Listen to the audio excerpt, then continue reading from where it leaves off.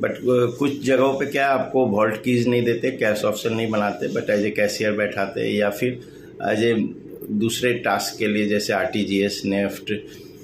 जय हिंद दोस्तों, कैसे हो आप सब। मैं अंजनी कुमार, एक serviceman, banker, senior associate, state bank of India.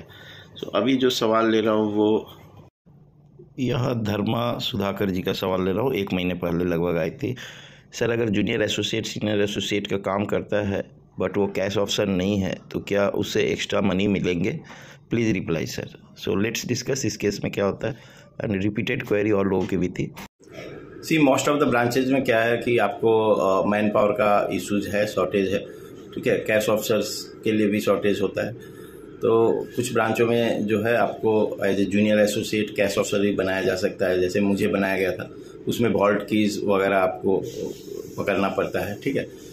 तो एंड कुछ केसेस में क्या होता है, आपको कैश ऑफिसर तो नहीं बनाते, तो कैश ऑफिसर बनने पे जूनियर एसोसिएट को क्या अलाउंस मिलेगा उस पर पहले से मेरा एक वीडियो है, वो आप देख सकते हो, एडिशनल अलाउंस क्या मिलता है।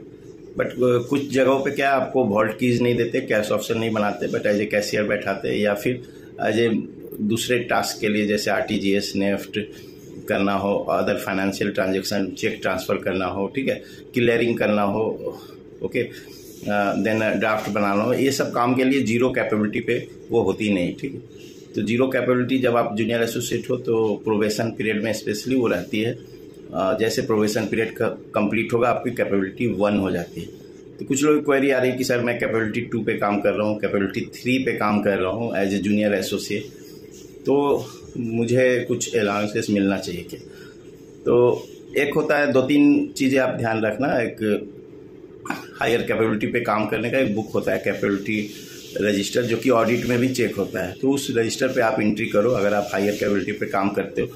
एंड एक आप महीने में 1 आध बार करते हो तो चलो इग्नोर कर सकते हो, बट एवरी डे अगर आपकी कैपेबिलिटी बढ़ाई जा रही है, अगर ब्रांच मैनेजर आपको बोलता है कि आप लॉग आउट करके लॉग इन कीजिए, इसका मतलब ये है कि आपकी कैपेबिलिटी बढ़ाई जा रही है। एंड एवरी डे अगर वो बढ़ रही है तो फिर आपको उस जिस भी कैपेबिलिटी पे आप काम कर रहे हो, सपोज आप प्रोबेशन पे जूनियर एसोसिएट हो और कैपेबिलिटी 2 आप काम कर रहे हो तो आप एसोसिएट का काम कर रहे हो। कैपेबिलिटी 3 पे अगर काम कर रहे हो तो आप सीनियर एसोसिएट का काम कर रहे हो। कैपेबिलिटी 4 पे अगर काम कर रहे हो तो आप स्पेशल एसोसिएट का काम कर रहे हो। तो उसके लिए एडिशनल अलाउंसेस है, वो मेकर और चेकर कॉन्सेप्ट में, वहाँ पे आपको अप्लाई करना पड़ेगा। बट इंश्योर कि आप बीएम से इसके बारे में पहले से बात कर ले कि मुझसे अगर आप हायर कैपेबिलिटी पे काम कर रहे हो तो उसका अलाउंसेस भी होता है, वो मुझे मिलना चाहिए, ठीक है, अगर ये एवरी डे हो रहा है तो।